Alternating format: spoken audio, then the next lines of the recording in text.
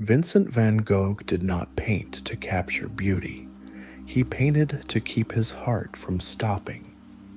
Most people see a genius who conquered color, but they are looking at the end of a war, not the beginning. To understand the man, you have to look at the blood on the floor and the terrifying silence of a mind that felt everything and had nowhere to put it. This is not a story about art. This is a story about a man who lived without skin, exposed to every vibration of human pain until it burned him to ash. He was a failure at everything the world valued. He was a failed art dealer, a failed teacher, and a failed man of God. But in the wreckage of those failures, he found a language that would eventually scream across the centuries. Before the sunflowers and the starry nights, there was only the gray, heavy weight of the Netherlands in 1853 AC, and a boy who was born into the space left behind by a ghost. His arrival was a tragedy of timing. Exactly 1 year to the day before he was born, his mother, Anna Cornelia, gave birth to another son. That child was also named Vincent. He was stillborn. Every Sunday of his childhood, as the young Vincent walked to his father's church in Grootsundert, he was forced to step past a small, neat grave that bore his own name and his own birthday. Imagine the psychological violence of that image, standing over a plot of earth that tells you you are already dead. He was a replacement, a living shadow destined to be compared to a perfect, silent memory. He grew up in a parsonage where the air was thick with the scent of old Bibles and the unyielding cold weight of Dutch Protestantism. His mother, perpetually draped in the invisible veil of mourning, could never quite see the living boy through the mist of the one she had lost. This was the foundational fracture of his soul. Vincent didn't learn to play. He learned to wander. He spent his childhood in the heaths and fields of North Brabant, not as a happy explorer, but as a silent observer searching for a reflection of himself in the reeds and the mud because he couldn't find it in his mother's eyes. His father, Theodorus, was a man of rigid lines and stern, quiet expectations. He was the village pastor, a representative of a God who demanded order, respectability, and the suppression of the self. Vincent was the eldest of 6 surviving children, yet he existed in a state of perpetual exile within his own home. He was prone to explosive outbursts of emotion that terrified his siblings and long, brooding silences that unnerved his parents. He began to collect things, insects, birds' nests, and stones, obsessing over the intricate, hidden architecture of nature. He was looking for a logic in the earth that the human world refused to provide. He would stare at a bird's nest for hours, not because it was pretty, but because it was a home, and home was something he felt he was already losing. When he was sent away to boarding school at the age of 11, the isolation deepened into a bone-deep loneliness. He would later describe his youth as gloomy and cold and sterile. He felt discarded, pushed out into the world before he had any sense of who he was, or how to survive the storm brewing inside his own mind. By 1869 AC, the family decided it was time to turn this difficult boy into a man of commerce. He was 16 when he was placed at Goupil and Say, an international art firm where his uncle Vincent was a partner. This was his first exposure to the world of high art, but it was art viewed through the cold, calculating lens of the market. For a few years, it seemed he might actually find a place. He moved from The Hague to London, and in the fog and frantic energy of the Victorian capital, Vincent experienced a brief, flickering window of hope. He was earning a good salary, he dressed well, and he believed for the first time that he could be happy. But Vincent didn't want a career, he wanted a soul. He fell in love with his landlady's daughter, Ursula Lawyer. It was a crushing, singular obsession. He saw her as the answer to the silence of his childhood.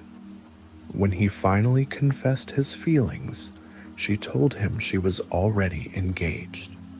The world he had carefully constructed collapsed instantly. The rejection wasn't just a heartbreak, it was a total loss of faith in the possibility of human connection. He became erratic, his work at the gallery suffered, and he began to retreat into a dark, suffocating religious fervor that bordered on the fanatical.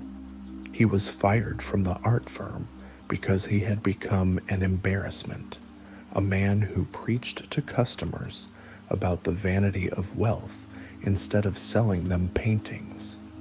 He returned home a failure, but his mind was already vibrating with a new, dangerous purpose.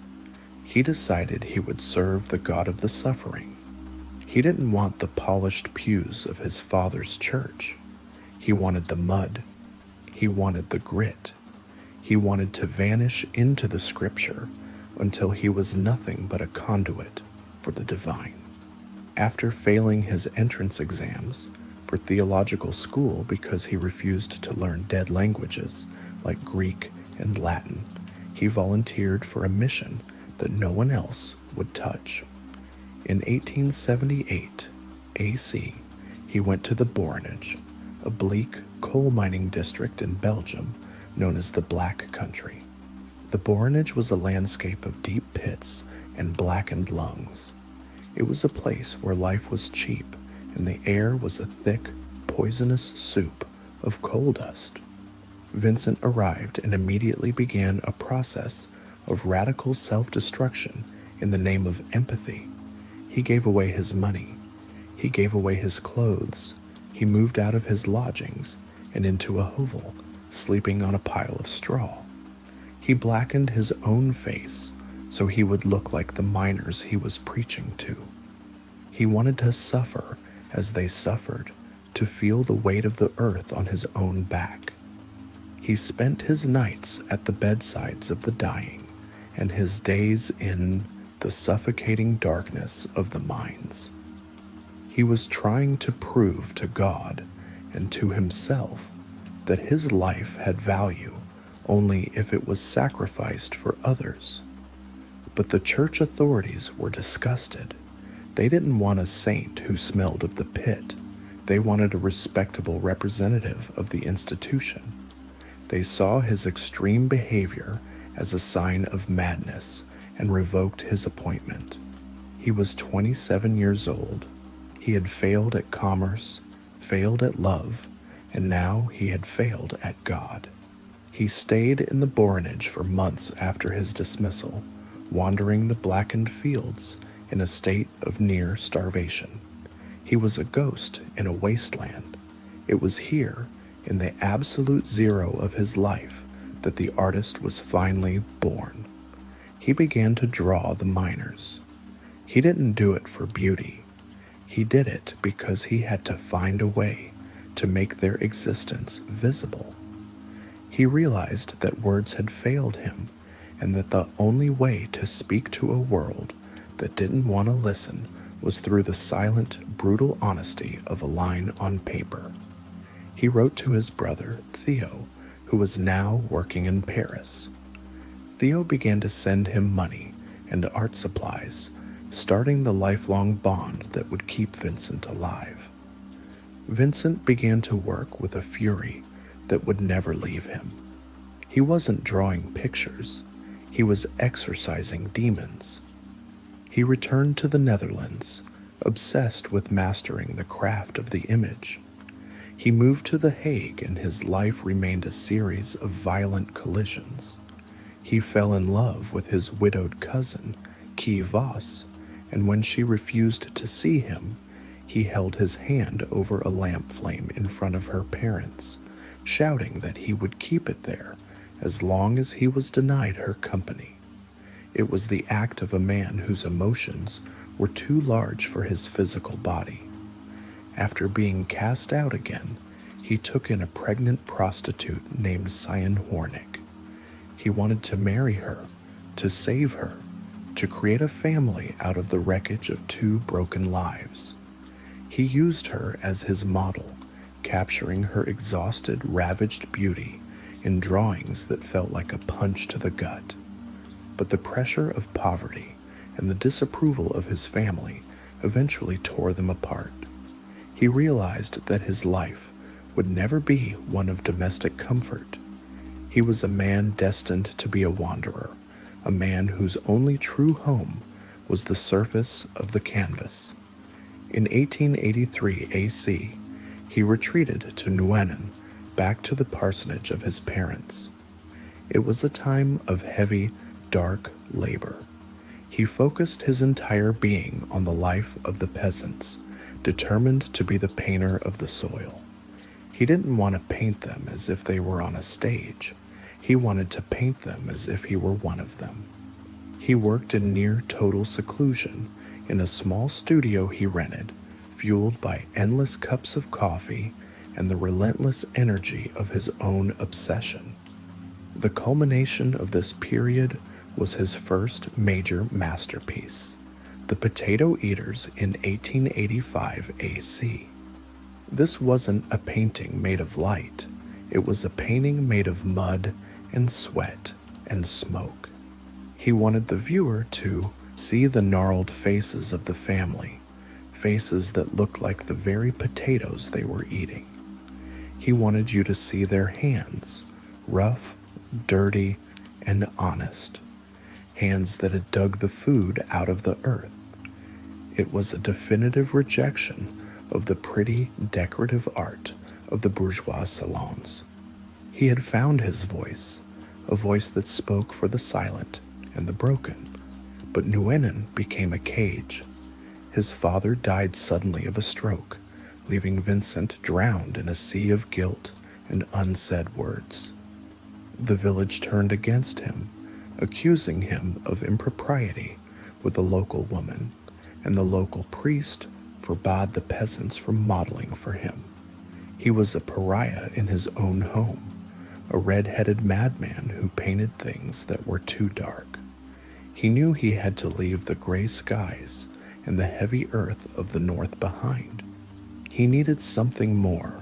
He needed color. He needed a world that was large enough to contain the fire that was now burning out of control inside his chest. He turned his eyes toward Paris, toward the light, unaware that he was about to step into a city that would break his world apart and put it back together in 1,000 brilliant, impossible pieces. This journey toward the light was not merely a change of location. It was a total reconstruction of his visual soul. The dark, earthy tones of the Dutch moors were about to be shattered by the electric energy of the French capital. In Paris, Vincent would find himself standing at the center of a revolution he wasn't yet prepared for, surrounded by men who were tearing down the walls of tradition with every stroke of their brushes.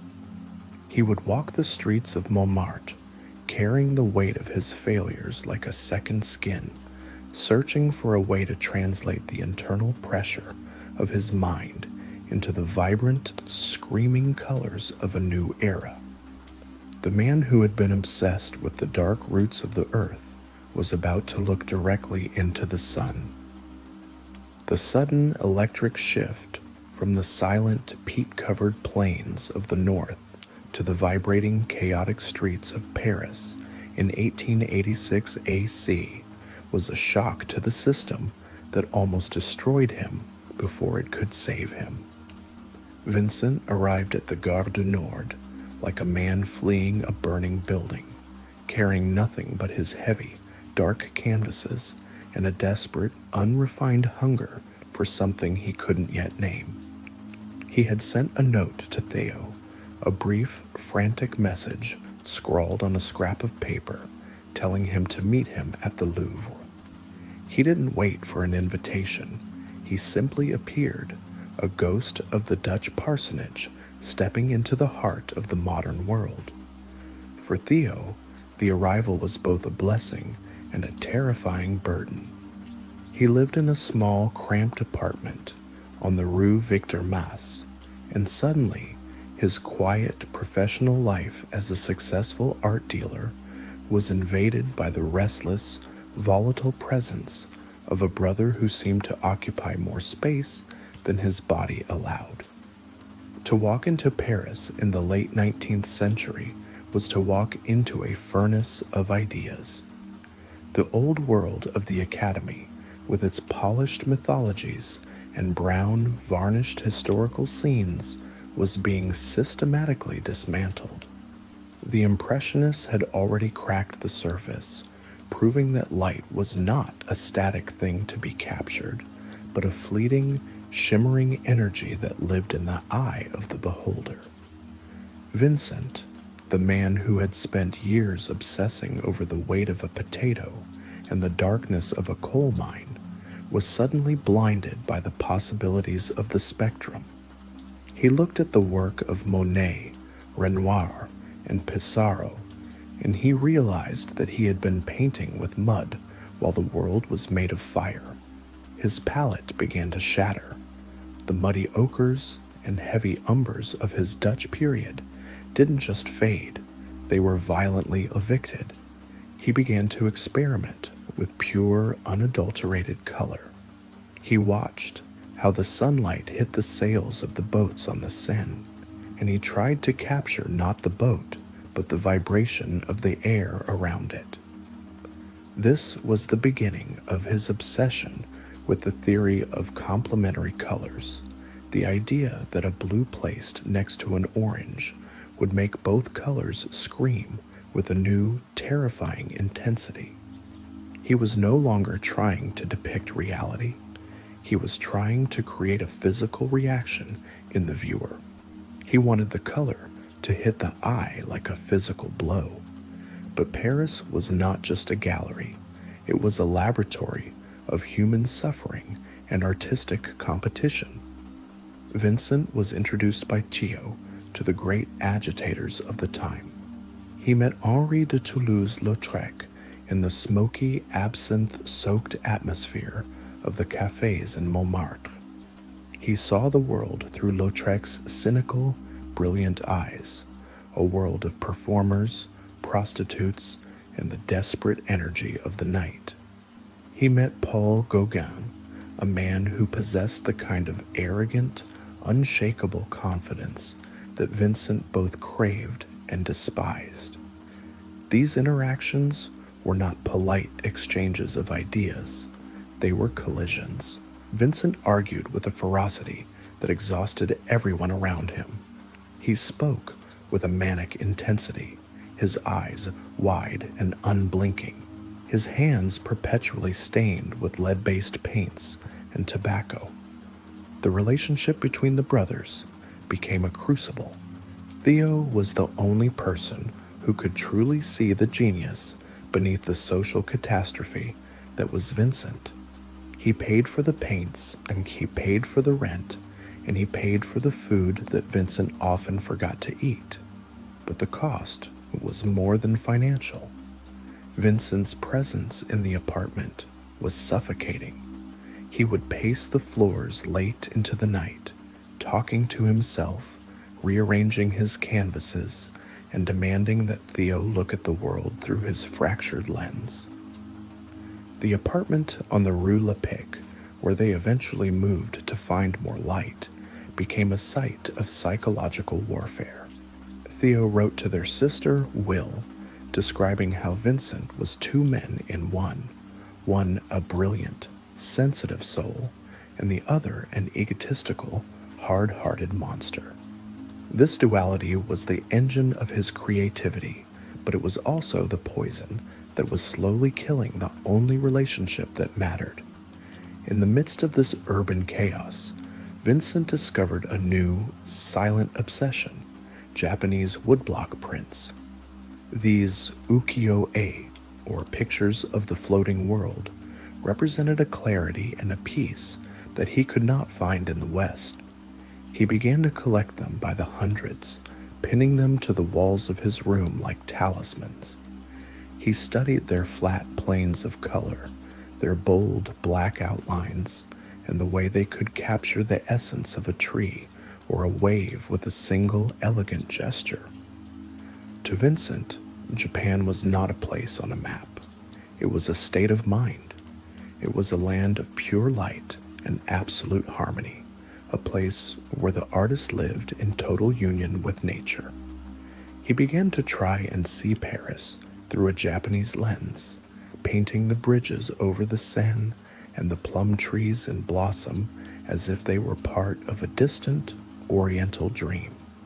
This was the moment he realized that he didn't need the three-dimensional illusions of the past. He could find the truth in the flat, vibrant surface of the modern world. But the city was taking a toll. The heavy drinking, the emerald green lure of absinthe was beginning to cloud his judgment and sharpen his paranoia. He was eating poorly, living on bread and coffee, and smoking his pipe until his teeth were stained and his breath was sour. He felt the walls of Paris closing in. The competition among the artists, the petty jealousies of the salons, and the constant noise of the street were becoming unbearable. He was a man who needed the wide-open horizon, a man who needed a sun that was bright enough to burn away the internal shadows. He began to look south, toward the warmth of Provence. He told Theo that he was searching for his own Japan, a place where the air was so clear that the colors would become absolute. The departure from Paris in February of 1888 AC was a flight. He left a note for Theo, a quiet goodbye that signaled the end of his apprenticeship and the beginning of his mastery. He boarded a train for Arles, leaving behind the gray slush of a Parisian winter and moving toward a landscape that he believed would be a paradise of yellow and blue. He didn't know that he was traveling toward his own execution. He arrived in Arles in the middle of a freak snowstorm, the ancient Roman town covered in a white, silent shroud.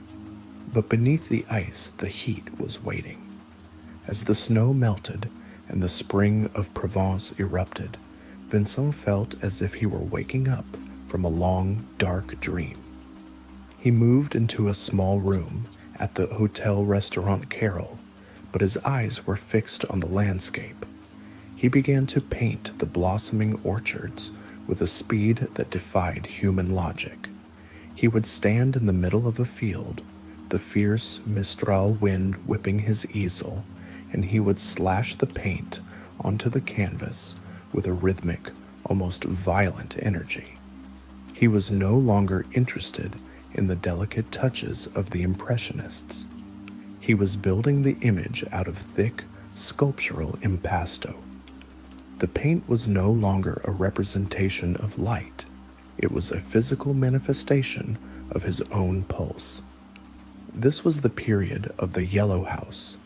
He found a small, two-story building on the Place Lamartine, painted a brilliant, defiant yellow. He dreamed of turning this house into a studio of the South, a refuge for artists where they could live and work in a brotherhood of pure creation, free from the commercial pressures of Paris. He was obsessed with the idea of a communal life, a religious order of the brush. He began to decorate the house for the arrival of Gauguin, whom he had convinced to join him. He painted the sunflowers, huge, sun-heavy blooms that stood like golden icons against backgrounds of pale blue and brilliant yellow. These weren't just flowers, they were declarations of faith. He was trying to capture the very essence of the sun, the source of all life and all color. The loneliness of Arles was profound, but it was a productive loneliness. He wandered the night streets, fascinated by the way the artificial light of the gas lamps hit the dark, velvety blue of the sky. He painted the cafe terrace at night, a scene where the yellow light spills out onto the cobblestones like a liquid gold, contrasting with the deep, star-studded infinity above. He was trying to prove that the night was more alive and more colorful than the day. He set up his easel on the banks of the Rhone and painted the starry night over the Rhone, capturing the reflections of the stars in the dark water, their light stretched out like golden spears. He was looking for a connection between the earth and the cosmos, a way to anchor his own drifting soul to the eternal movement of the stars. The arrival of Paul Gauguin in October of 1888 AC was the fulfillment of Vincent's greatest hope and the catalyst for his ultimate collapse. For a few weeks, the studio of the South seemed to be a reality. They lived together, ate together, and painted together. They sat in the small yellow rooms, surrounded by Vincent's masterpieces, and argued about the future of art. But the friction was immediate. Gauguin was a man of cold calculation, an artist who believed in memory and imagination over direct observation. Vincent was a man of raw, unfiltered emotion, a painter who needed to stand in front of his subject and feel its vibration. Gauguin looked at Vincent's thick paint and saw a mess. Vincent looked at Gauguin's flat surfaces and saw a lack of soul. The weather turned, and they were trapped inside the yellow house, the Mistral wind howling outside, shaking the windows and rattling their nerves. They drank together, the absinthe fueling a dangerous, escalating intensity. Gauguin began to feel like a prisoner, suffocated by Vincent's desperate need for approval and his erratic, explosive moods. Vincent began to sense that his Japan was crumbling, that the brotherhood he had sacrificed everything for was a lie. The air in the house became electric, with the threat of violence. Vincent would stand over Gauguin's bed at night, watching him sleep, his eyes glowing with a dark, unreadable energy. Gauguin, terrified, began to carry a weapon. The explosion happened on the night of December 23rd. After a day of bitter arguments, Gauguin walked out of the house, intending to find a hotel.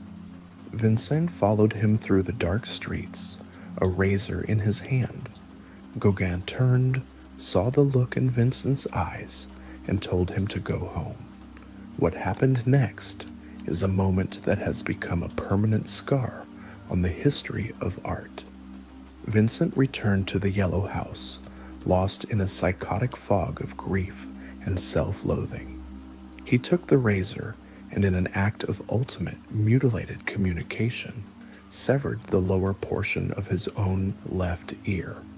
He didn't do it as an act of madness. He did it as a sacrifice. He wrapped the bloody fragment in a newspaper and took it to a local brothel, presenting it to a woman named Rachel, telling her to keep this object carefully. He returned home, cleaned his room with a chilling, methodical precision, and lay down on his bed to wait for the end. He nearly bled to death in the silence of the yellow house. When the police found him the next morning, the walls were covered in blood, but Vincent was calm, a man who had finally found a way to let the internal pressure out. This was the end of the Arles dream, but it was the beginning of the myth. The man who had tried to paint the sun had finally been burned by it. The hospital in Arles became his new prison, and for the first time, the word madness was officially attached to his name. The townspeople, who had always viewed the red-headed stranger with suspicion, were now openly hostile. They saw him as a threat to their children and a stain on their respectability. They signed a petition to have him permanently removed from the community. Vincent, trapped in a cycle of lucidity and breakdown, realized that his life as a free man was over. He was a man who could no longer trust the architecture of his own brain. He had looked into the fire for too long, and now the fire was looking back. In May of 1889 AC, he made the most courageous decision of his life. He voluntarily committed himself to the asylum of Saint-Paul-de-Moselle in Saint-Rémy-de-Provence.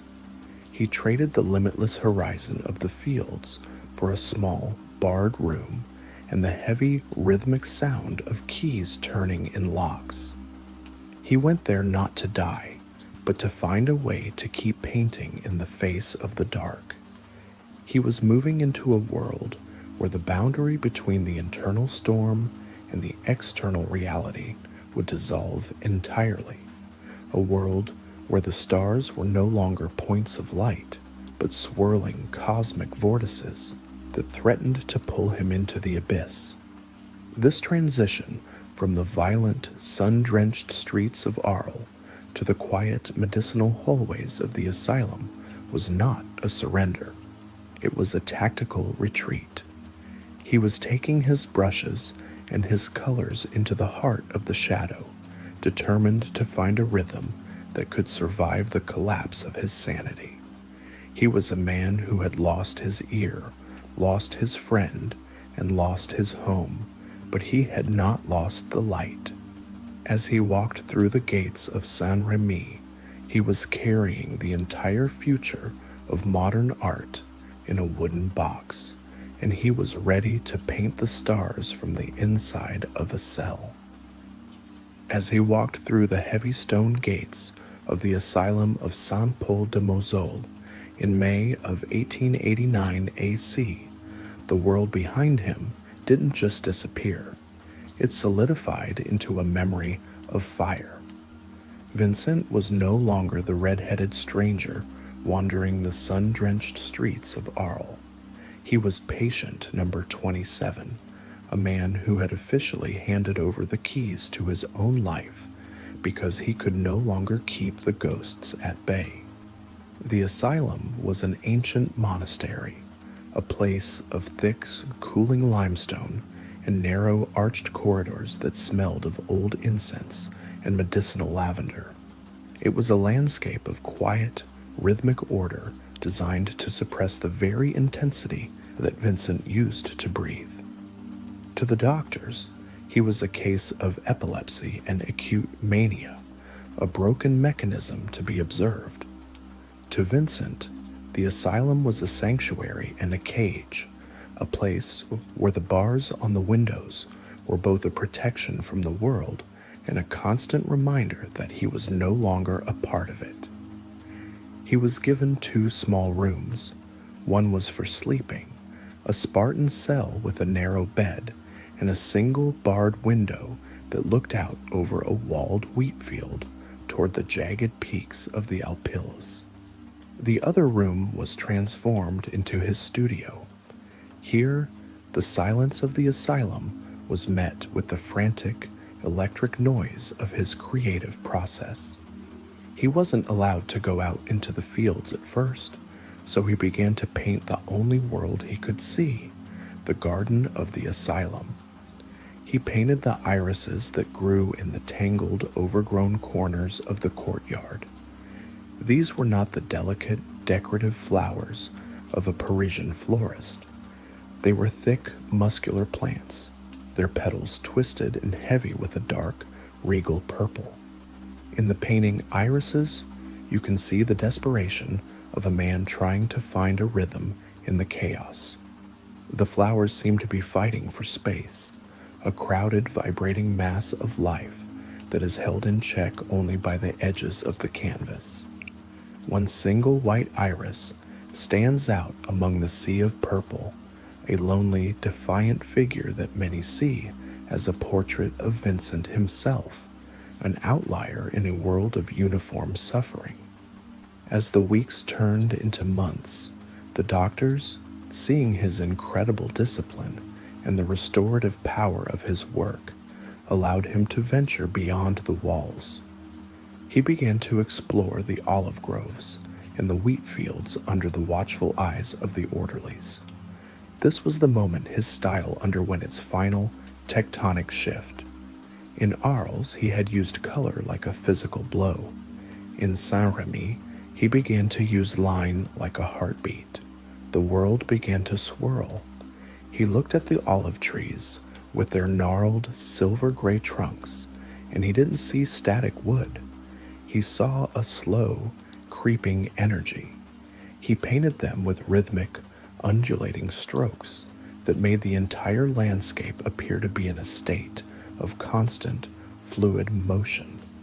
The earth itself seemed to be breathing, rising and falling in waves of ochre and green. This was no longer observation. It was a vision of a universe where nothing was solid, where everything was composed of a vibrating cosmic energy. Then came the Night of the Stars. In June of 1889 AC, standing at the barred window of his cell in the hours before dawn, Vincent looked out at the sky and saw the infinite. The starry night is not a depiction of a landscape. It is a map of a mind that has transcended the boundaries of the physical world. The sky is a turbulent sea of deep ultramarine and cobalt, whipped into massive, swirling vortices of white and yellow light. The stars are not distant points. They are exploding suns, each one surrounded by a halo of electric energy. The moon is a burning orange crescent, a source of light so intense it seems to pull the clouds into its orbit. Below this celestial storm, the village of Saint-Remy sits in a dark, geometric silence, its church spire reaching upward but failing to touch the majesty above. Rising through the center of the image is the cypress tree, a dark, leaping flame of a plant that Vincent saw as a bridge between the earth and the sky, between life and death. The cypress was the symbol of mourning, but for Vincent it was a living entity that captured the terrifying beauty of the eternal. He was painting the pulse of the universe, the same pulse he felt drumming in his own temples during his darkest hours. But the light of the starry night was constantly threatened by the return of the attacks. These were not mere seizures. They were total collapses of his reality. He would lose days at a time, falling into a void where he could no longer recognize his own name. During these fits, the demons he had tried to cage with his brush would break loose. In one horrifying episode, he attempted to swallow his own paints, desperately trying to internalize the yellow and the chrome that he associated with the sun. The doctors saw this as a suicide attempt or a sign of terminal madness, but to those who knew him, it was a tragic, literal interpretation of his own philosophy. He wanted the color to become a part of his blood. When he emerged from these attacks, he was hollowed out, exhausted, and consumed by a terrifying guilt. He was terrified that each fit would be the one that finally extinguished his ability to work. He began to paint with an even more desperate speed, a man trying to outrun a shadow that was gaining on him. Throughout this ordeal, the letters to Theo remained the only cord tethering him to the world of the living. He wrote with a staggering clarity and a profound, heartbreaking self-awareness.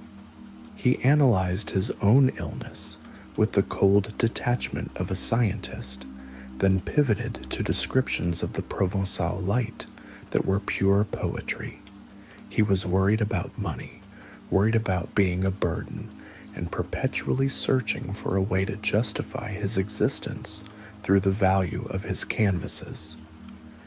In early 1890 AC, Theo sent news that was both a joy and a new source of pressure. His wife, Jo, had given birth to a son. They named him Vincent Willem after his uncle. Vincent was moved beyond words, but he also felt the weight of his namesake. He painted almond blossoms as a gift for the baby, a painting of incredible delicacy and hope. The white blossoms stand against a clear, brilliant blue sky, a vision of new life and the promise of spring. It is perhaps the most peaceful painting he ever produced, a moment of stillness in the eye of the storm. While Vincent was struggling in the asylum, the world he had left behind was finally beginning to wake up. In Paris, the young critic Albert Aurier published the first major review of Vincent's work. He called Vincent a visionary, a lone spirit, and a master of the terrible and beautiful. For the first time, a voice in the art world recognized that the distortions in his work were not the result of lack of skill, but of a profound revolutionary intent. At the same time, Vincent was invited to exhibit his work with Les Dainsit in Brussels. He sold a painting, The Red Vineyard, the only painting he would officially sell during his lifetime. These should have been moments of triumph, but for Vincent, they were sources of intense anxiety. He didn't want to be a celebrity. He wanted to be a workman. He was terrified that the recognition would trigger another breakdown, that the pressure of being a genius was more than his fractured psyche could bear. He began to feel that the asylum, which had been his sanctuary, was now becoming his tomb. He was surrounded by the sounds of the other patients, the screams, the incoherent mumbling, the heavy, shuffling footsteps in the night. He felt himself becoming one of them, the medicinal air of the institution slowly draining the vitality from his work. He needed to be near Theo, and he needed a different kind of nature. He looked toward the north again, toward the village of Auvers-sur-Oise, where a doctor named Paul Gachet had been recommended to him. And Gachet was a specialist in melancholy and a lover of art, a man who Theo believed could provide the perfect balance of medical supervision and creative encouragement. The decision to leave Saint-Remy was a gamble with his soul. He was leaving the safety of the bars and the orderlies for a world where he would once again be responsible for his own survival. In May of 1890 AC, he walked out of the gates of Saint-Paul-de-Moselle for the last time.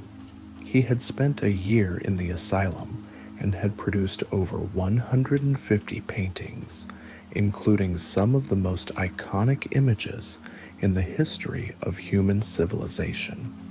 He had looked into the abyss and painted the swirling light he found there. As he boarded the train for Paris, he was a man who had been hollowed out by the fire, but was still carrying the embers in his pockets. He was heading toward the final act of his life, a short, violent explosion of creativity in a quiet village that would eventually become the site of his ultimate, definitive silence. He was moving toward a green, fertile landscape that promised peace, unaware that the crows were already gathering in the wheat fields, waiting for the harvest that was about to begin. The train ride north was a journey through time as much as geography. The intense, blinding yellows of the south began to give way to the softer, more nuanced greens and blues of the Oise River Valley. For a few days in Paris, he stayed with Theo and Joe, meeting his nephew and seeing the life his brother had built.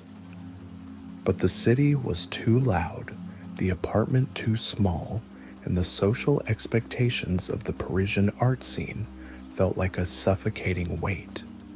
He was a man who had become accustomed to the silence of the cell and the wide, lonely horizon of the fields. He felt like an alien in the city of light. He fled to Auvers-sur-Oise, arriving on May 21st, 1890, AC.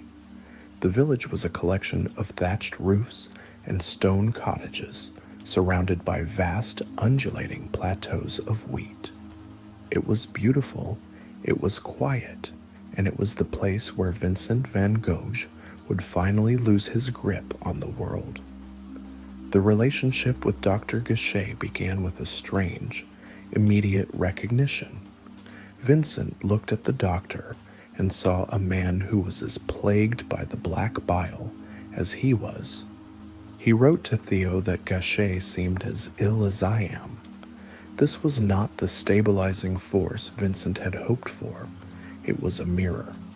He painted Gachet's portrait, capturing the doctor in a pose of profound melancholy, his face etched with the weariness of a man who understood the weight of existence. In Gachet's eyes, Vincent saw the same exhaustion he felt in his own bones. Despite this, the first few weeks in Auvers were a period of almost supernatural productivity. He was painting every single day, sometimes 2 or 3 canvases at a time. He was obsessed with the village church, the narrow streets, and the expansive, turbulent skies that hung over the wheat fields. The paint was becoming even more sculptural, the lines even more rhythmic. He was no longer just painting the world. He was trying to bind it together with his brush. He lived at the Ravoux Inn in a tiny attic room that cost 3.5 francs a day. It was a space no larger than his cell in Saint-Remy, but it was his. He spent his days in the fields, carrying his easel and his paints like a soldier going into battle. The villagers watched him with a mixture of curiosity and fear. The red-headed madman who didn't eat, who talked to himself, and who seemed to be in a state of constant, electric agitation. But the peace of Auvers was an illusion. The pressure of his financial dependence on Theo was reaching a breaking point. Theo was struggling with his own health, physical and mental, and the demands of his job and his young family were pushing him to the edge. Vincent sensed this. He felt the tension in Theo's letters, the unspoken fatigue of a man who had been the sole support of a failed brother for over a decade. He began to see himself as a parasite, a fractured piece of wood that was slowly sinking the ship that carried everyone he loved. The wheat fields of Auvers, which had initially seemed so peaceful, began to take on a darker, more ominous character. The horizon felt lower, the clouds more heavy and bruised. In July of 1890 AC, he painted Wheatfield with Crows. It is a painting that sounds like a scream. 3 paths cut through the golden wheat, but none of them led anywhere. They all disappear into the grain or stop abruptly at the edge of the frame. The sky is a deep, menacing blue-black, and a flock of crows erupts from the field like black shards of glass. The brushstrokes are violent, hurried, and raw. It is the work of a man who has reached the end of his endurance, a man who can no longer find a rhythm that can contain the storm. He was no longer looking for the sun, he was looking for a way out. On the afternoon of July 27th, 1890 AC, Vincent walked out into the fields behind the Chateau of Auvers. He was carrying his painting gear and a small 7mm Lefaucheux revolver he had reportedly borrowed from a local innkeeper, ostensibly to scare away the crows. He walked until he was deep in the wheat, hidden from the village. In the silence of the afternoon, under the vast, indifferent sky, he turned the gun on himself and pulled the trigger. The bullet didn't hit his heart. It lodged in his abdomen. He didn't die instantly. He collapsed. But then, in a final agonizing display of the will that had defined his life, he stood up. He walked back to the village, clutching his side, leaving a trail of blood through the golden grain. He reached the Ravoux Inn and staggered up the stairs to his attic room. When the innkeeper, Arthur Ravoux, found him and asked what had happened, Vincent simply replied, "I have tried to kill myself." He lay in that small room for 2 days. Theo was summoned and rushed from Paris, arriving to find his brother smoking his pipe and talking calmly about his failure to even end his own life correctly. They spent the last hours together, just as they had spent their lives, two souls bound by a love and a pain that no one else could understand. Vincent's final words to his brother were a quiet, devastating summary of his 37 years. The sadness will last forever. In the early hours of July 29th, the light finally went out. The man who had spent his life trying to grab the stars had finally let go. He was buried the next day in the local cemetery of Auvers, his coffin covered in yellow flowers, the sunflowers he had loved so much. The story of Vincent van Gogh is often told as a tragedy of madness, but the true tragedy is that he was so close to being heard. Within months of his death, his work began to ignite the art world. Theo, shattered by his brother's death, died only 6 months later, unable to survive in a world without Vincent. It was Theo's widow, Jo van Gogh Bonger, who took on the monumental task of organizing his letters and his paintings, ensuring that the world would eventually see what Theo had seen.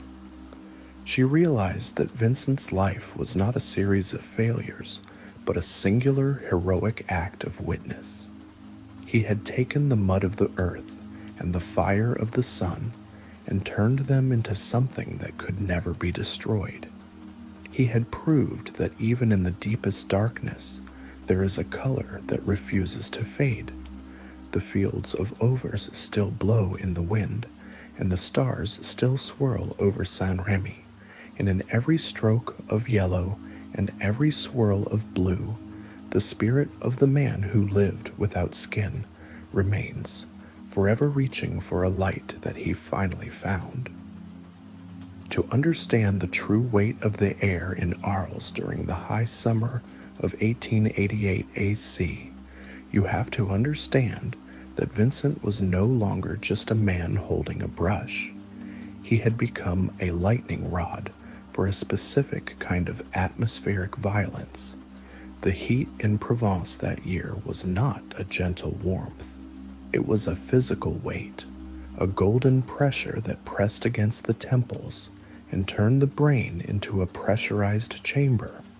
For Vincent, this was the environment he had been searching for his entire life. He had spent his youth in the damp, gray shadows of the Netherlands, and his early adulthood in the soot-stained corridors of the Borinage. But here, under the unblinking eye of the Mediterranean sun, he found a power that matched the volatility of his own soul.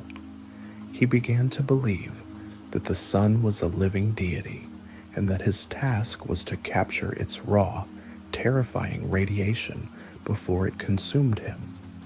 His daily routine in the summer of 1888 AC was an exercise in productive self-destruction.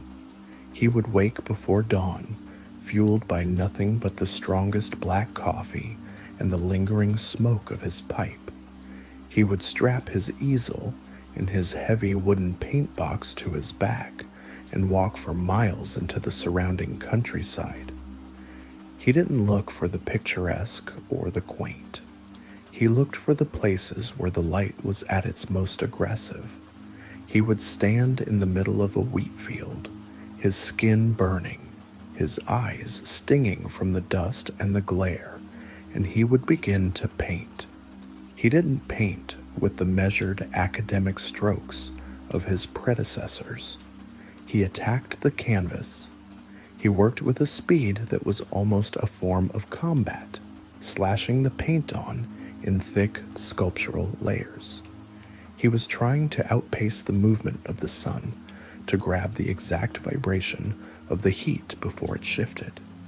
This was the period where he began to truly weaponize color.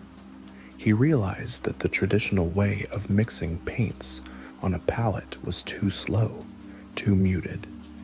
He began to apply the paint directly from the tube onto the canvas, using his palette knife to sculpt the surface.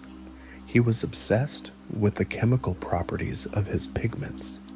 He used lead white, which we now know is a neurotoxin, and chrome yellow, which was notoriously unstable and prone to darkening over time.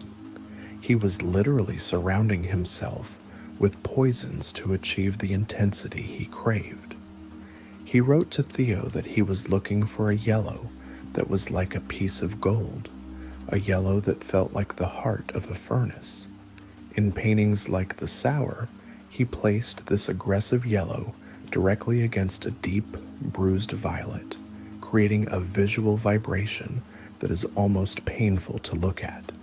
He wasn't trying to soothe the viewer, he was trying to wake them up. The theme of The Sour became a spiritual obsession during these months. For Vincent, the figure of a man casting seeds into the earth was the ultimate symbol of the human condition. He saw himself as a sower of ideas, casting his colors into a world that might not be ready to harvest them for generations. He returned to this motif again and again, trying to capture the rhythmic, ancient gesture of the worker. He wanted the sun in these paintings to be so large and so bright that it felt like it was pulling the sower and the earth upward into its own golden gravity. He was looking for a way to turn the mundane labor of the field into a cosmic event. He believed that the earth and the sky were engaged in a continuous, violent dialogue, and he was the only one capable of translating it. But the isolation of Arles was a double-edged sword. While the solitude allowed him to reach these new heights of creative focus, it also meant there was no one to anchor him when his mind began to drift toward the edges of reality. He spent his evenings in the local cafes, sitting alone with his glass of absinthe, watching the townspeople with a mixture of envy and disdain. He felt like an alien among them, the red-headed madman who didn't speak the local dialect and who spent his days staring at the sun. He began to turn his attention to the people of Arles, desperate for a connection that didn't involve a canvas. He wanted to paint portraits that would be true to the soul, portraits that would last 100 years. He found a subject in Joseph Roulin, the local postal sorter. Roulin was a man of the people, a staunch Republican with a magnificent salt and pepper beard and a face that spoke of a life lived with quiet dignity. Vincent saw in Roulin a modern-day saint, a man who represented the solid, grounded reality that Vincent himself was losing. He painted the entire Roulin family, the postman, his wife Augustine, and their children. In the portraits of Joseph Roulin, Vincent surrounded the postman with floral wallpaper that seems to be growing and vibrating around his head like a halo. He wasn't painting a postal worker, he was painting a patriarch, a symbol of stability and warmth. These portraits are some of the most human connective works in the history of art because you can feel Vincent's desperate need for the friendship and the normalcy that the Roulin family represented. The year 1888 AC was also the year he produced The Night Cafe. This is perhaps the most psychologically terrifying painting of his career. He described it to Theo as a place where one could ruin oneself, go mad, or commit a crime. He used a clash of brutal reds and greens to express the terrible passions of humanity. The floor is a sickening tilted yellow that seems to be sliding away from the viewer. The billiard table in the center casts a long, dark shadow that looks like a coffin. The few patrons are slumped over their tables, isolated and broken. This was the dark side of the Provençal light, the lonely, alcohol-soaked hours when the sun was gone and only the flickering, artificial glare of the gas lamps remained. Vincent was documenting his own descent into the abyss, using the architecture of the cafe to map the contours of his own loneliness. He was living on almost nothing, sending nearly all of Theo's money back into paints and canvases. He would often go for days without a proper meal, surviving on bread, tobacco, and the hope of the studio of the South. This dream of a communal artistic brotherhood was the only thing keeping his spirit from shattering. He wrote letter after letter to Gauguin, who was then in Brittany, pleading with him to come to Arles. He portrayed Arles as a paradise and a land of pure color where they could live like monks of the brush. He was decorating the yellow house with a manic energy, preparing for Gauguin's arrival as if he were preparing for the arrival of a savior. He painted the famous sunflowers to hang in Gauguin's bedroom, wanting the first thing his friend saw to be a burst of absolute welcoming light. These sunflowers were not just still lifes, they were portraits of energy. Vincent saw the sunflower as a plant that lived and died for the sun, a mirror of his own existence. He painted them at every stage of their life cycle, from the vibrant, full blooms to the withered, seed-heavy heads that look like twisted, skeletal faces. He used every shade of yellow available to him, creating a surface that is so thick with paint it is almost a relief map. He wanted the yellow to be so intense that it would vibrate against the eyes. To Vincent, the sunflower was a symbol of gratitude, a physical manifestation of the joy he felt when he was allowed to work. But beneath the joy, there was a frantic, ticking clock. He knew that this period of lucidity and productivity was a fragile thing. The heat of 1888 AC continued to rise, and with it, the pressure inside the yellow house. Vincent was working at a pace that no human brain could sustain.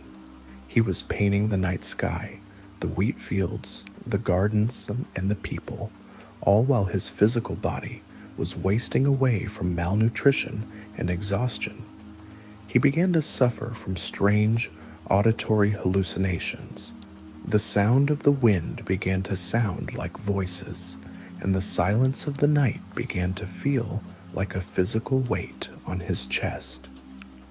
He was waiting for Gauguin, believing that the arrival of another artist would finally provide the balance he needed. He didn't realize that he was inviting a storm into a house that was already leaning. As the summer began to fade into autumn, the light in Provence took on a new, more melancholic quality. The gold of the wheat was replaced by the deep, earthy browns of the harvest. Vincent watched the reapers in the fields, seeing in their work a metaphor for death. He wrote to Theo that death was like a reaper who quietly cuts down the grain, a necessary part of the cycle. He was no longer afraid of the end, he was only afraid of the interruption. He wanted to finish his work before the reaper arrived. He was producing a masterpiece every few days. Oh, staggering output that remains one of the greatest sustained explosions of creativity in human history. But the studio of the South was built on a foundation of sand. Gauguin was hesitant, a man of the world who saw Vincent's intensity as a burden. He only agreed to come because Theo, who was Gauguin's dealer, offered to pay his expenses. This was a transaction, not a brotherhood, but Vincent chose not to see the truth. He chose to believe in the dream. He sat in the yellow house, surrounded by his vibrating canvases, listening for the sound of the train that would bring his friend and his future. He was a man who had sacrificed his health, his sanity, and his youth to reach this point. He was standing on the threshold of his greatest achievement and his most devastating failure. The air in Arles was beginning to cool, but the fire inside the yellow house was only growing hotter. Vincent was painting the starry night over the Rhone, capturing the reflections of the gaslights in the dark water, trying to find a way to make the darkness as luminous as the day. He was searching for a harmony that he could not find in his own mind. He was a man who had turned his life into a laboratory of light, and the results of his experiments were about to be tested by the arrival of the only man he considered his equal.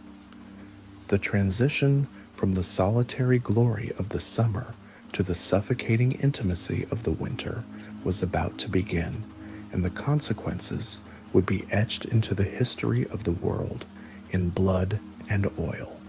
The sunflowers were waiting. The yellow walls were vibrating. The bed was made in the room upstairs. Vincent stood at the window, looking out at the Place Lamartine, waiting for the figure of Paul Gauguin to appear on the horizon. He believed he was at the beginning of a new age of art, a time when the studio of the South would change the way humanity saw the world. He didn't know that the light he had captured was a dying light, and that the shadows he had spent his life fighting were already gathering in the corners of the room, waiting for the sun to go down for the very last time. The footsteps that finally echoed on the cobblestones of the Place Lamartine in October of 1888 AC belonged to a man who was less a savior and more a mirror of Vincent's own inevitable destruction. Paul Gauguin arrived in Arles not with the fervor of a brother in arms, but with the weary, calculated resignation of a man whose debts had been paid by someone else. For Vincent, this was the moment the world was supposed to begin. For Gauguin, it was a temporary station in a life of restless wandering. They stood in the yellow house, surrounded by the screaming yellows of the sunflowers and the vibrating blues of the night skies, two giants of the modern age, trapped in a space too small for their combined shadows. The air, which had been thick with anticipation, was suddenly heavy with the reality of two clashing egos, two different ways of seeing, and a shared, desperate hunger for a truth that was beginning to tear them both apart. The 9 weeks they spent together in the yellow house were not a period of peaceful collaboration. They were a sustained psychological collision. Vincent wanted a family, a commune of the soul where every brushstroke was a shared prayer. Gauguin wanted an apprentice and a clean studio. They began to paint the same subjects, but the results were a testament to their fundamental incompatibility. When they went to the Alice camps, an ancient Roman cemetery on the edge of town, Vincent saw the falling leaves and the weathered stone as a vibrating, living force to be captured in the moment. Gauguin saw it as a decorative pattern to be reconstructed from memory. They argued over the very nature of art. Vincent believed in the sanctity of the object in front of him, the truth of the model. Gauguin believed that the artist should dream the image, abstracting it into flat planes of color and symbolic meaning. These were not academic debates. They were attacks on the core of each other's identity. To understand the pressure inside that house, you have to look at the portraits they painted of one another. Gauguin painted Vincent van Gogh painting sunflowers, depicting Vincent as a diminished, almost bird-like figure with half-closed eyes, appearing more like a man lost in a trance than a master of his craft. When Vincent saw it, he didn't see a portrait. He saw a betrayal. He reportedly said to Gauguin, "It is certainly I, but it is I gone mad." In response, Vincent painted two of the most profound, empty portraits in history: Van Gogh's chair and Gauguin's chair. His own chair is a simple, rustic piece of yellow wood with a wicker seat, holding his pipe and tobacco, a symbol of the working man artist, grounded and honest. Gauguin's chair, by contrast, is a sophisticated, dark wood armchair with a curved back, holding a lit candle and two novels. It is a portrait of an intellectual, a man of the night and of ideas, but it is also a portrait of an absence. The light in the room was beginning to fail, and Vincent was realizing that the man sitting in that chair was already planning his escape. The weather in Arles turned cold and wet, pinning them inside the yellow walls for days on end. The Mistral wind, which had once felt like a source of energy, now sounded like a rhythmic drumming on the roof of Vincent's skull. They drank heavily, absinthe, the green fairy that promised clarity but delivered paranoia. Vincent's behavior became increasingly erratic. He would follow Gauguin through the house in silence, staring at him with those wide, unblinking eyes. He would wake up in the middle of the night and stand over Gauguin's bed, watching him sleep until Gauguin would wake in a cold sweat. The studio of the South had become a pressure cooker of unsaid words and mounting dread. Vincent was terrified of abandonment. He saw Gauguin's growing restlessness as a death sentence for his dream. The final rupture occurred on the evening of December 23, 1888 AC. The tension had reached a screaming pitch. After a day of bitter arguments, Gauguin announced that he could no longer stay, that he was returning to Paris. The world that Vincent had built out of yellow paint and hope shattered in that instant. What followed is the most analyzed and misunderstood moment in the history of art. Gauguin fled the house, and Vincent, lost in a psychotic fog of grief and self-reproach, took a razor to his own flesh. He did not cut off his entire ear. He severed the lower portion of his left lobe. The act was a visceral, bloody scream, a way to silence the voices in his head and to manifest the internal pain he could no longer contain. He wrapped the bloody fragment in a newspaper and took it to a woman named Rachel at a local brothel, a woman who had shown him a sliver of human kindness. He wasn't looking for a doctor. He was looking for a witness to his suffering. He returned to the yellow house, cleaned the blood from the floors with a chilling, methodical precision, and lay down on his bed. He was found the next morning by the police, nearly dead from blood loss, his room a silent testament to a mind that had finally broken under the weight of its own intensity. Gauguin left Arles without ever visiting his friend in the hospital. He sent a telegram to Theo in Paris and disappeared from Vincent's life forever, leaving behind a trail of unanswered questions and a yellow house that was now a crime scene.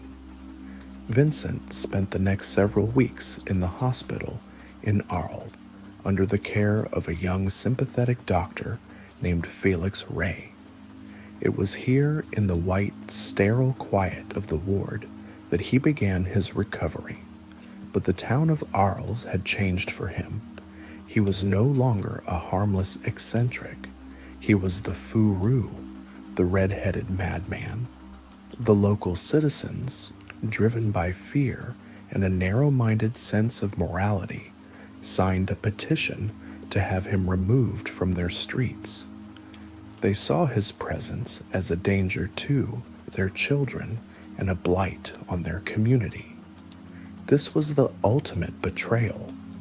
The man who had tried to immortalize their town and their people in gold and blue was now being hunted by the very subjects he loved.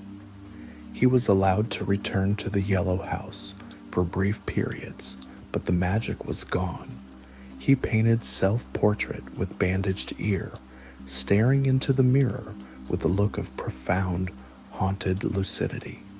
He wasn't hiding the wound, he was documenting it. He was wearing his heavy coat and his winter hat, as if he were already preparing for a long, cold journey into the unknown. The colors in these paintings are quieter, more restrained. He was a man who had seen the bottom of the abyss and was trying to remember how to breathe. He realized that his life in Arles was over. He couldn't trust his neighbors, and more importantly, he could no longer trust the architecture of his own brain. The decision to commit himself to the asylum at Saint-Rémy was not an act of surrender. It was an act of extreme will. He knew that he was a danger to himself, but he also knew that he had more work to do. He told Theo that he wanted to be somewhere where his attacks could be managed without interrupting his painting. He was choosing to become a prisoner so that his art could remain free. On May 8th, 1889 AC, he boarded the train for the short journey to Saint-Paul-de-Moselle. He was leaving the sun-drenched chaos of Arles for a world of stone walls, barred windows, and the rhythmic, medicinal silence of an institution. The transition to the asylum was the beginning of a new, even more intense phase of his creative life. He was moving into a landscape that was both a physical location and a psychological state. The gardens of Saint-Rémy, with their overgrown ivy and twisted pines, would become his new laboratory. He was no longer looking for the sun. He was looking for the energy that lived in the shadows. He was a man who had lost his home, his friend, and a piece of his body. But as he walked through the gates of the asylum, he was carrying a box of paints that contained the entire future of the human eye. The world was about to see the stars not as points of light, but as swirling cosmic storms, and the man who would paint them was just beginning to realize that his true home was not a house, but a vision that could never be taken away. The stone walls of Saint-Paul-de-Moselle were cold, and they hummed with the history of centuries of suffering. But for Vincent, they offered a strange, terrifying peace. He was finally in a place where his madness was the norm, where he was surrounded by people who were as broken as he was. He was no longer the outsider. He was a resident of the edge. He was given a room with a view of a walled-in wheat field, a view that would become one of the most famous images in the world. He stood at that window, watching the sun rise and set over the grain, realizing that even from behind bars, the O's universe was still in motion. He was ready to start again, to find a new way to speak to a world that had tried to silence him. The fire was not out. It was simply being contained, concentrated into a single, burning point of focus that was about to ignite the sky. This was the moment when the individual Vincent began to fade and the icon began to emerge. He was stripping away the vanities of the world, the need for a house, the need for a social position, the need for a permanent companion. He was becoming nothing but a conduit for the light and the line. The journey into the asylum was the beginning of his final ascent, a climb that would take him from the mud of the earth to the very center of the stars. He was a man who had been hollowed out by the fire, but in that emptiness there was now room for the infinite. The silence of the asylum was waiting, and in that silence, Vincent van Gogh was about to hear the music of the spheres. The silence that greeted Vincent within the walls of Saint-Paul-de-Moselle was not the silence of peace, but the heavy, muffled silence of a world that has been put away. The institution was a former monastery, a place designed for the containment of souls, where the thick limestone walls absorbed the screams of the night and the medicinal air of the day. For Vincent, the transition from the chaotic, sun-drenched streets of Arles to this structured, rhythmic exile was a shock that recalibrated his entire sensory apparatus. He was no longer a man fighting the Mistral wind in an open field. He was a man observing the universe through the iron bars of a cell. This limitation did not stifle his vision, it compressed it, turning his creative energy into a high-pressure stream that would eventually carve out some of the most profound images in the history of human consciousness.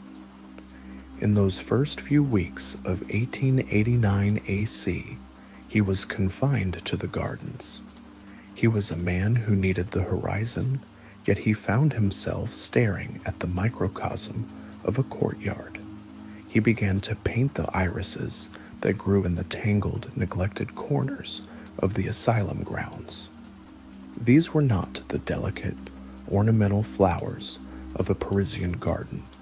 They were muscular, twisted things, their deep purple petals fighting for space against the vibrant green of the leaves. In the painting irises, there is a sense of frantic, crowded life. One single white iris stands apart from the rest, a solitary figure in a sea of violet, a silent self-portrait of a man who knew he was fundamentally different from the others who walked these halls. He was searching for a rhythm in the growth of the plants, a way to anchor his own drifting mind to the slow, steady pulse of the earth.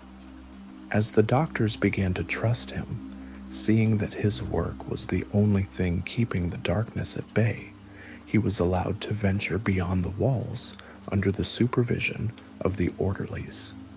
He was drawn to the olive groves that surrounded the asylum. To Vincent, the olive trees were the sages of the Provençal landscape. He saw their gnarled, silver-gray trunks not as static wood, but as frozen movements of the earth. He began to paint them with a new, undulating line, a stroke that mimicked the heartbeat of the land. The trees in these paintings appear to be in a state of slow-motion dance, their branches reaching out like gnarled hands, their leaves shimmering with a light that seems to come from within the wood itself. He was no longer trying to capture the surface of the world. He was trying to capture the vibration of its soul. This was the period where the vortex began to dominate his work. He looked at the sky, the clouds, and the distant hills of the Alpilles, and he saw a universe in constant, fluid motion. He realized that nothing in nature is truly still. In his masterpiece, The Starry Night, painted in June of 1889 AC, this vision reached its most terrifying and beautiful conclusion. Standing at his barred window in the hours before the sun rose, he watched the morning star and the swirling nebulae of the Milky Way. He didn't paint the sky as a scientist would. He painted it as a man who felt the cosmic wind on his face. The stars are not distant points of light. They are exploding suns, surrounded by halos of electric energy that pulse against the deep, velvety blue of the infinite. The village below is dark and silent, a geometric dream of human order that is dwarfed by the celestial storm above. The cypress tree, which he described as a black flame, leaps from the earth to the heavens, acting as a bridge between the mortal and the eternal. This was the map of a mind that had transcended the boundaries of the physical world. But the clarity of the starry night was purchased at a devastating price. The attacks returned with a ferocity that left him hollowed out and terrified. These were not mere episodes of confusion. They were total collapses of the self. During these fits, he would lose all sense of time and identity. In one of the most tragic moments of his life, he attempted to eat his own paints, the lead white and the chrome yellow that he had used to capture the sun. To the doctors, this was a sign of suicidal mania. To those who understood his obsession, it was a desperate, literal attempt to internalize the light, to fill the growing void inside him with the colors he loved. When he emerged from these attacks, he was consumed by an agonizing guilt. He felt he was a burden to Theo, a failed investment, a man whose very existence was a drain on the resources of the only person who believed in him. During the periods of recovery, when his hands were too shaky to paint from nature, he turned to the works of the masters he revered. He began to translate the black and white prints of Jean-François Millet and Eugene Delacroix into the language of color. He painted the sowers, the reapers, and the peasants of his youth, but he infused them with the vibrant electric energy of his Provençal palette. He was reaching back through time, trying to find a connection to the honest, earthbound labor of his Dutch roots. He saw the peasant as the ultimate hero, a figure whose life was in perfect harmony with the cycles of the earth.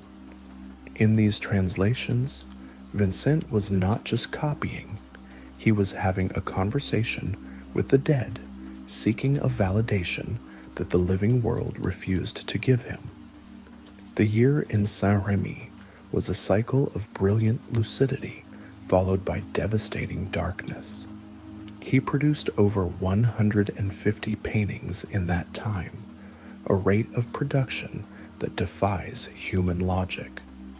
He was a man who knew his time was short, and he was trying to get it all down before the light failed completely. He painted the hospital corridors, the stone-walled gardens, and the portraits of the few people who showed him kindness, such as the head orderly, Georges Trabuc. In Trabuc's face, Vincent captured a look of weary professional compassion, the look of a man who had seen too much suffering to judge it. These portraits were Vincent's way of saying, "I see you. You are real. You matter." By early 1890 AC, the air in the asylum began to feel stagnant. He felt he was becoming one of them. The medicinal environment slowly eroding the vitality of his work. He needed a change. He needed to be closer to Theo, who was now a father to a young son named Vincent Willem. The news of the baby's birth had been a source of immense joy and crushing pressure. Vincent felt he had to prove himself worthy of the name his nephew carried. He painted almond blossoms as a gift for the child, a work of incredible, fragile beauty. The white blossoms against the clear blue sky are a vision of pure hope, a moment of stillness in the midst of his internal storm. It is perhaps the most peaceful painting he ever produced, a sign that he was still capable of seeing the light, even when the shadows were closing in. He decided to leave the south and move to Auvers-sur-Oise, a quiet village north of Paris. He would be under the care of Dr. Paul Gachet, a specialist in melancholy who was also an amateur artist and a friend to the Impressionists. The journey north was a transition from the blinding yellows of Provence to the softer, more nuanced greens and blues of the Oise River Valley. He arrived in Auvers on May 21st, 1890 AC, feeling a strange and tentative sense of renewal.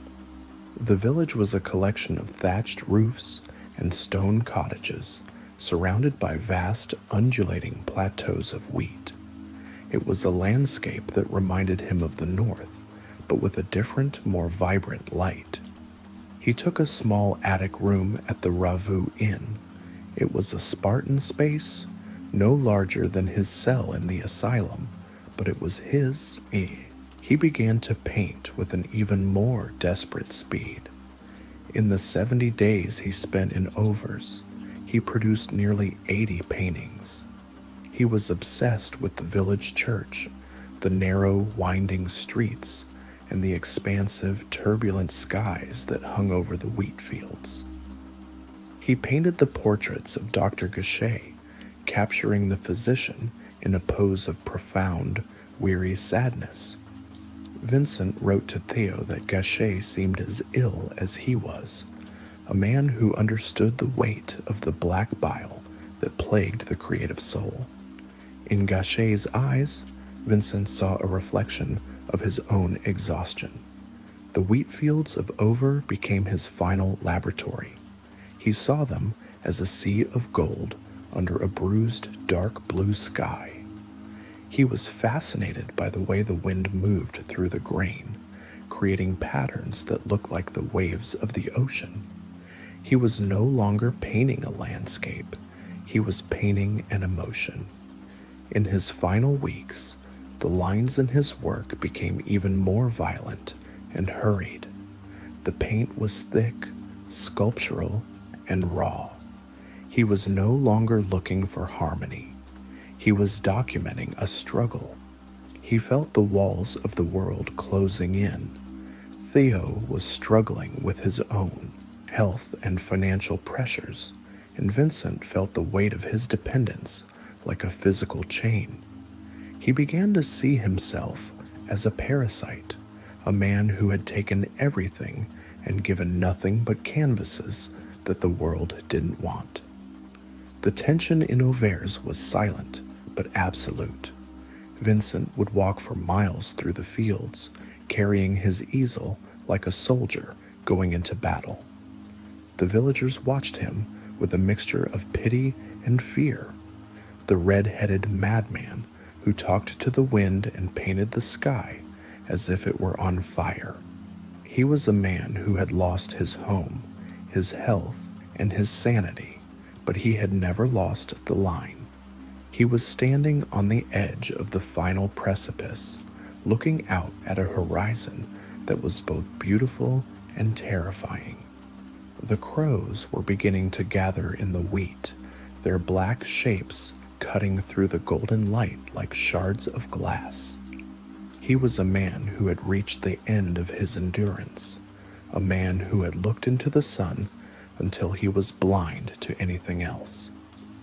The air in July of 1890 AC was thick with the scent of the harvest and the electric charge of an approaching storm. Vincent was no longer painting to live. He was painting to prepare for the end. Every stroke of the brush was a heartbeat. Every tube of color was a drop of blood.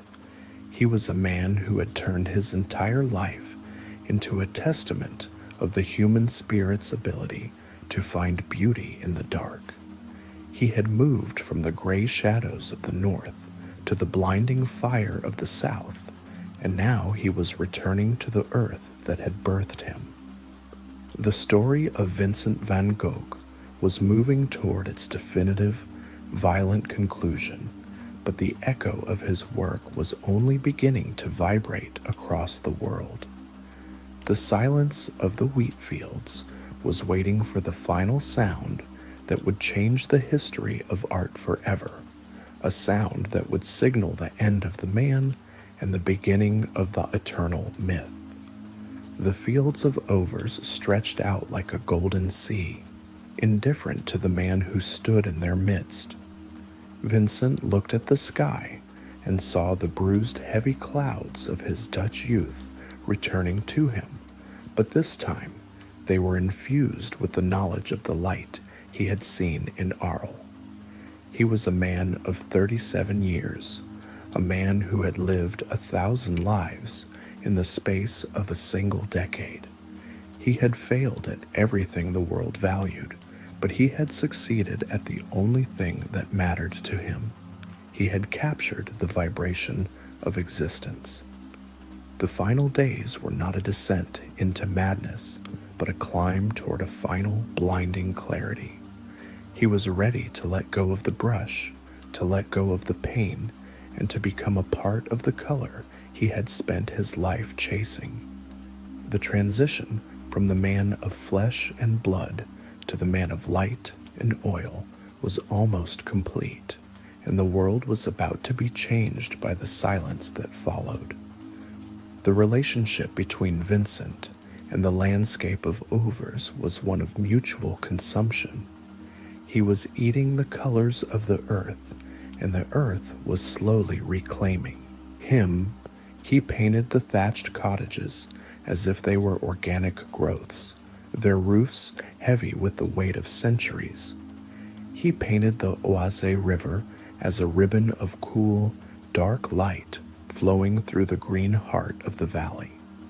He was looking for a place to rest, a place where the internal storm would finally subside.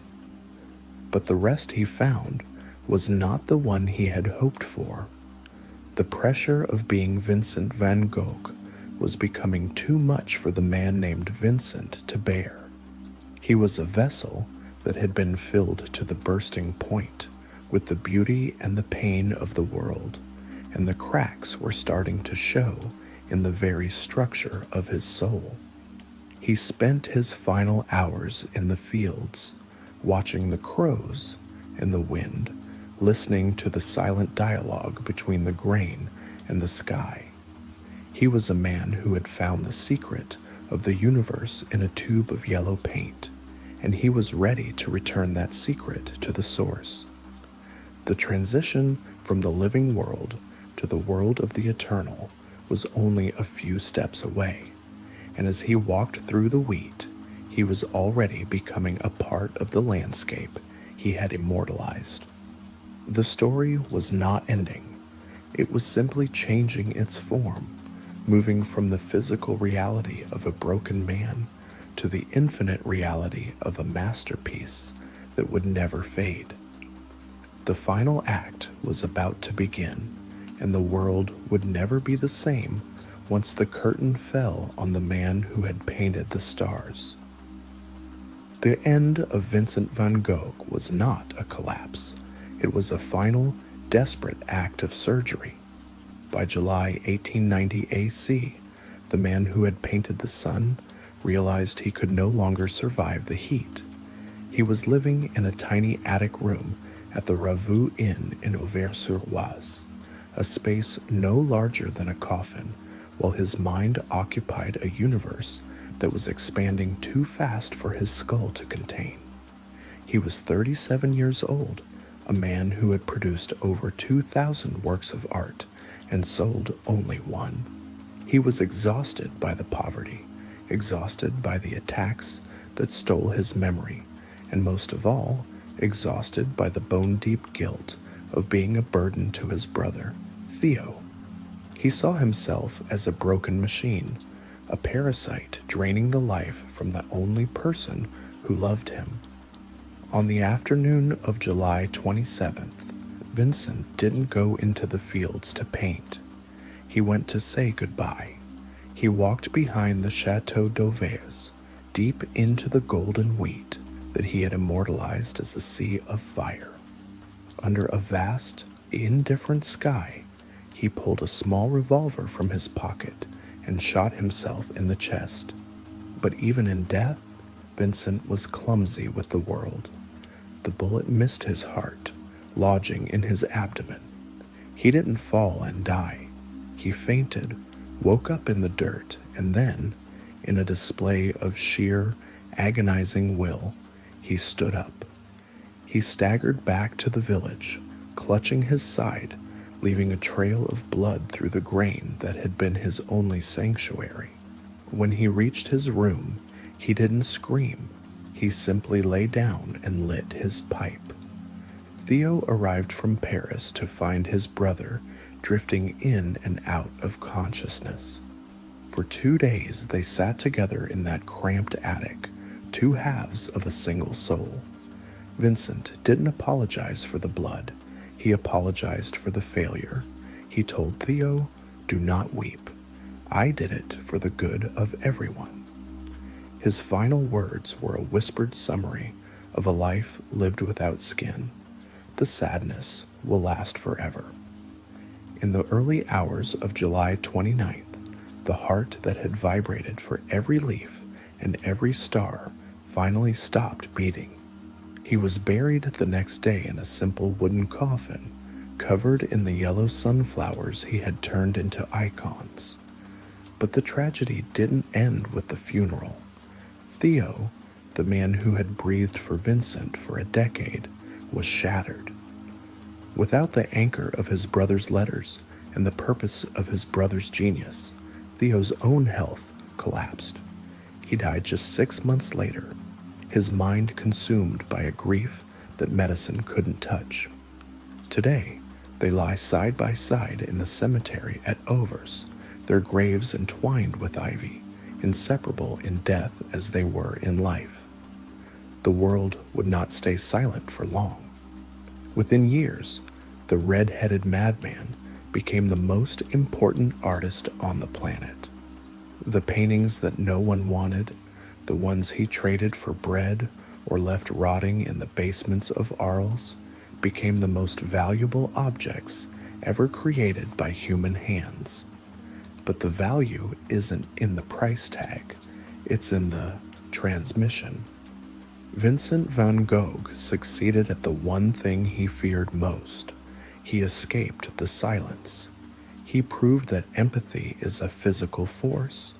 He showed us that a chair can be a holy object, that a peasant's hands are as beautiful as a king's, and that the night sky is not a dark void, but a roaring electric symphony of energy.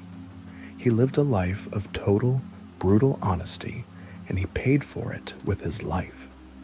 He took the gray, cold landscape of his childhood and set it on fire with chrome yellow and ultramarine.